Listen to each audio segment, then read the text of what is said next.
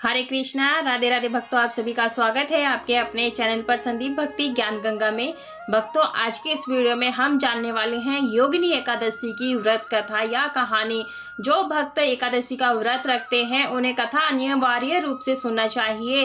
तो कथा सुनने के लिए हमें एक लोटा जल चाहिए, क्योंकि कथा कभी भी खाली हाथ नहीं सुनी जाती है। तो जल का लोटा भर कर रख लें, जो कि कथा सुनने के बाद में हम सूर्य देव को अर्घ्य दे देंगे। और अपने सीधे हाथ में आपने लेने हैं पुष्प और थोड़े से तिल लेने हैं, क्योंकि एकादशी है, अक्षत का प्रयोग नहीं करना है। तो जो तिल हैं उन्हें हाथ में रखना है।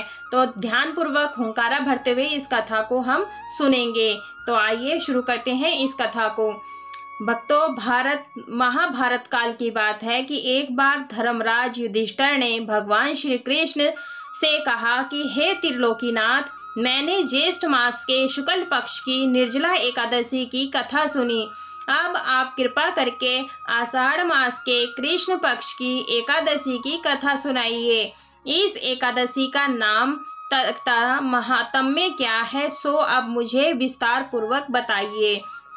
श्री कृष्ण ने कहा, हे पांडव पुत्र, आषाढ़ मास के कृष्ण पक्ष की एकादशी का नाम योगिनी एकादशी है। इसके व्रत से सभी पाप नष्ट हो जाते हैं। यह व्रत इस लोक में भोग तथा परलोक में मुक्ति देने वाला है। हे धर्मराज, यह एकादशी तीनों लोकों में प्रसिद्ध है। इसके व्रत से सभी पाप नष्ट हो जाते हैं। तुम्हें मैं पुराण में कही हुई कथा सुनाता हूँ, ध्यान पूर्वक श्रवण करो। कुबेर नाम का एक राजा अलकापुरी नामक नगरी में राज्य करता था। वह शिव भक्त था। उनका हेममाली नामक एक यक्ष सेवक था, जो पूजा के लिए फूल लाया करता था। हेममाली की विलास शक्ति नाम की अति सुंदर स्त्री थी। एक दिन वह मानसरोवर से पुष्प लेकर आया, किंतु कामासक्त होने के कारण पुष्पों को रखकर अपनी स्त्री के साथ रमण करने लगा। इस भोग विलास में दोपहर हो गई। हेममाली की राह देखते देखते जब राजा कुबेर को दोपहर हो गई, तो उसने क्रोध पूर्वक अपने सेवकों को आज्ञा दी कि तुम लोग जाकर पता लगाओ कि हेममाली अभी तक पुष्प लेकर क्यों नहीं आया। जब सेवकों ने उसका पता लगा लिया तो राजा के पास जाकर बताया, हे राजन, वह हेममाली अपनी स्त्री के साथ रमण कर रहा है। इस बात को सुनकर राजा कुबेर ने हेममाली को बुलाने की आज्ञा दी। डर से कांपता हुआ हेममाली राजा के सामने उपस्थित हुआ। उसे देखकर कुबेर को अत्यंत क्रोध आया और उसके होठ फड़फड़ाने लगे। राजा ने कहा, अरे अधम, तूने मेरे परम पूजनीय देवों के देव भी महादेव देव भगवान शिव जी का अपमान किया है। मैं तुझे श्राप देता हूँ कि तू स्त्री के वियोग में तड़पे और मृत्युलोक में जाकर कोढ़ी का जीवन व्यतीत करे। कुबेर के श्राप से वह तत्क्षण स्वर्ग से पृथ्वी पर आ गिरा और कोढ़ी हो गया। उसकी स्त्री भी उससे बिछड़ गई।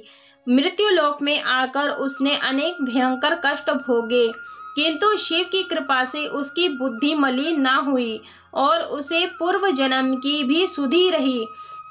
अनेक कष्टों को भोगता हुआ तथा अपने पूर्व जन्म के कुकर्मों को याद करता हुआ वह हिमालय पर्वत की तरफ चल पड़ा। चलते चलते वह मार्कंडेय ऋषि के आश्रम में जा पहुंचा। वह ऋषि अत्यंत वृद्ध तपस्वी थे। वह दूसरे ब्रह्मा के समान प्रतीत हो रहे थे और उनका वह आश्रम ब्रह्मा की सभा के समान शोभा दे रहा था। ऋषि को देखकर हेममाली वहां गया और उन्हें प्रणाम करके उनके चरणों में गिर पड़ा। हेममाली को देखकर मार्कंडेय ऋषि ने कहा, तूने कौन से निष्कृष्ट कर्म किए हैं जिससे तू कोढ़ी हुआ और भयानक कष्ट भोग रहा है। महर्षि की बात सुनकर हेममाली बोला, हे मुनि श्रेष्ठ, मैं राजा कुबेर का अनुचर था। मेरा नाम हेममाली है। मैं प्रतिदिन मानसरोवर से फूल लाकर शिव जी की पूजा के समय कुबेर को दिया करता था। एक दिन पत्नी सहवास में सुख में फंस जाने के कारण मुझे समय का ज्ञान ही नहीं रहा और दोपहर तक पुष्प ना पहुंचा सका। तब उन्होंने मुझे श्राप दिया कि तू अपनी स्त्री का वियोग और मृत्यु लोक में जाकर कोढ़ी बनकर दुख भोग। इस कारण मैं कोढ़ी हो गया हूँ तथा पृथ्वी पर आकर भयंकर कष्ट भोग रहा हूँ। अतः कृपया करके आप कोई ऐसा उपाय बतलाइए जिससे मेरी मुक्ति हो। मार्कंडेय ऋषि ने कहा, हे माली, तूने मेरे सम्मुख सत्य वचन कहे हैं, इसलिए मैं तेरे उद्धार के लिए एक व्रत बताता हूँ। यदि तू आषाढ़ मास के कृष्ण पक्ष की योगिनी एकादशी नामक एकादशी का विधि पूर्वक व्रत करेगा तो तेरे सभी पाप नष्ट हो जाएंगे। महर्षि के वचन सुनकर हे माली अति प्रसन्न हुआ और उनके वचनों के अनुसार योगिनी एकादशी का विधियान पूर्वक व्रत करने लगा। इस व्रत के प्रभाव से अपने पुराने स्वरूप में आ गया और अपनी स्त्री के साथ सुख पूर्वक रहने लगा। भगवान श्री कृष्ण ने कहा, हे राजन, इस योगिनी एकादशी की कथा का फल 88,000 ब्राह्मणों को भोजन कराने के बराबर है। इसके व्रत से सभी पाप नष्ट हो जाते हैं और अंत में मोक्ष प्राप्ति करके प्राणी स्वर्ग का अधिकारी बनता है।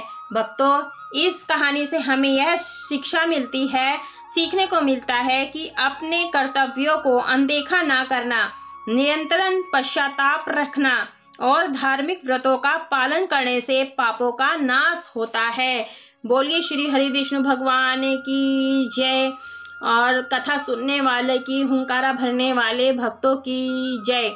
देखिए भक्तों, अब इस एकादशी का जो महत्व है वो भी हम बताते हैं। हिंदू धार्मिक ग्रंथों में हर एकादशी का अपना अलग अलग महत्व बताया गया है। इन्हीं अलग अलग विशेषताओं के कारण इनके नाम भी भिन्न भिन्न रखे गए हैं। प्रत्येक वर्ष में 24 एकादशियां होती हैं। मलमास की एकादशियों को मिलाकर इनकी संख्या 26 हो जाती है।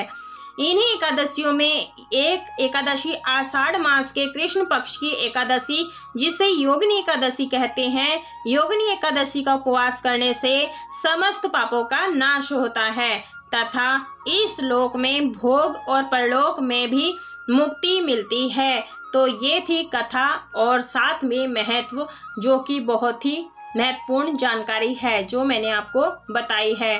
कथा सुनने के बाद में विनायक जी की कथा, गणेश जी की कथा कहानी जरूर से सुननी चाहिए। उसके बाद ही आपका ये व्रत पूजन जो है संपूर्ण माना जाता है। गणेश जी की कथा हमारे चैनल पर है, तो उसको आप सुन लीजिएगा, लिंक मैं डिस्क्रिप्शन में डाल दूंगी।